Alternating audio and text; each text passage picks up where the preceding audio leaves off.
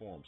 So now they can speak a larger breadth of language to you. So that's a key thing. Also, by you working consistently in terms of trying to evolve yourself, involve your current position in the cosmos, your current position in glory. And when I say glory, I'm speaking about your divine position or your divine emanation that you give off of yourself. We learned about this in the broadcast dealing with the Ori. When you learn to really work with that, evolve it, and grow it, what happens is that you become more attractive and apparent to the spirit world. Because as I've said before, spirits live in darkness, so they only see your light. Well, what is your light? Your light is your alchemical activity that's currently occurring inside of your body. Now, some people, they suppress their alchemical activity. All right. And Al, we know, is a definitive article referring to the divine, or what some would call as God, such as Allah. And we know Kim is where we get black. So alchemical, we're dealing with the black sciences of the Almighty. This goes back to our Odudua broadcast when we were dealing with the black aspects of the Almighty, or the divine, or the all in all. So when you are raising up your intellectual and your spiritual and genetic station in the universe, you become more apparent to those energies that you're looking to work with.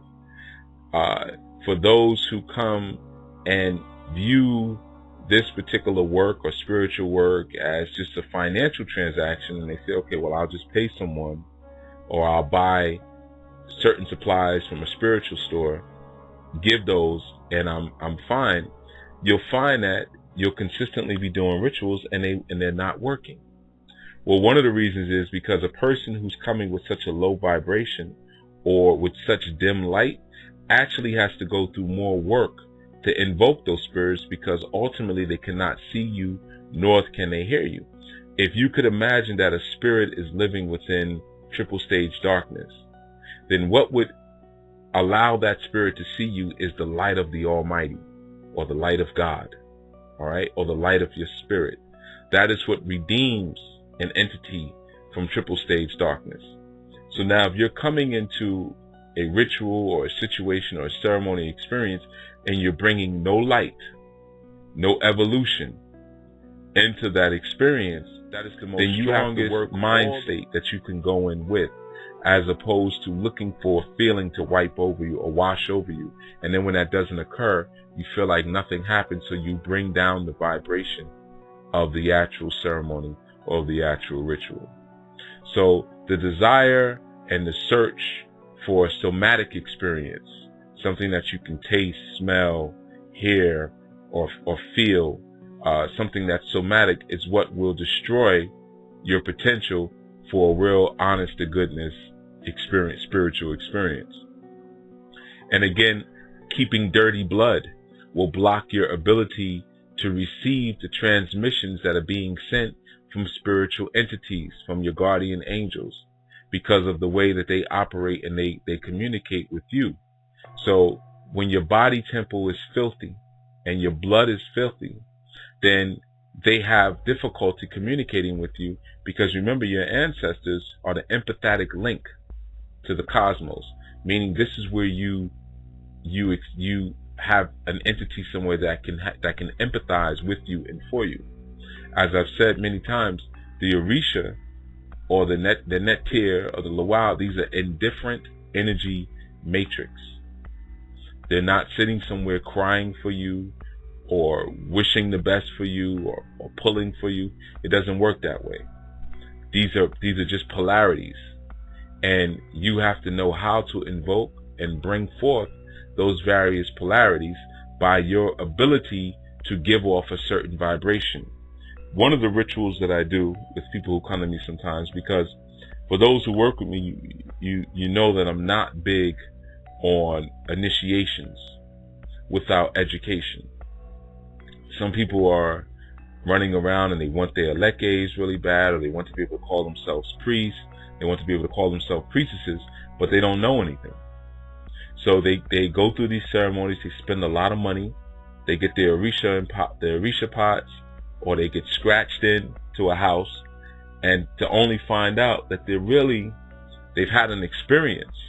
They felt something, they felt loved, they felt this feeling of maybe even power wash over them, but they don't have an intellectual mind of research and study and scholarship to accompany those feelings, to be able to recreate them without all of the ceremony. So one of the things that I do in order to bring people to a place where they can actually attract and consistently walk in the ashe of the entities that they want to work with is I do a consecration to those particular entities, which is a much less involved process than a initiation. By doing a consecration, I'll give you an example. If you want it, okay, there's water, because when you speak, there's moisture that comes out of your mouth, and of course there's air. Okay, so these things that you're sending forth, you are actually sending them forth as offerings unto themselves. So not only are your words invocations, but what's coming out of your mouth, the energy, is actually an offering to give. When your light is high or your vibration is high, almost anything that's on your body can be used as an offering. Your hair, you can give a piece of your own hair. That's carbon for some of us. You know, your hair is just pure carbon. So you're giving that. You can give your urine, your saliva, blood, your tears. Okay? Symbology now. What do the tears represent? Is that an offering that we can give to Yemoja? Okay, because there's salt water. You know, so there's so many different things that you can use in terms of symbol to strengthen the power of your ritual. The key piece, of course, being also this, where we oftentimes we get turned around a lot, is we fail to invoke first our own personal power factory, which is our Ori, or our soul. Because the Orisha, or the spirit, any spirit you're working with, lives in submission to your own soul, to your Ori. That is the highest entity. So when you want to work with, you know, Yemoja, you want to work with Orisha Oko, or let's say if you want to work with Dada, you first invoke your Ori, because your Ori represents the drive that's necessary and the will to make something happen. But the Ori has no character.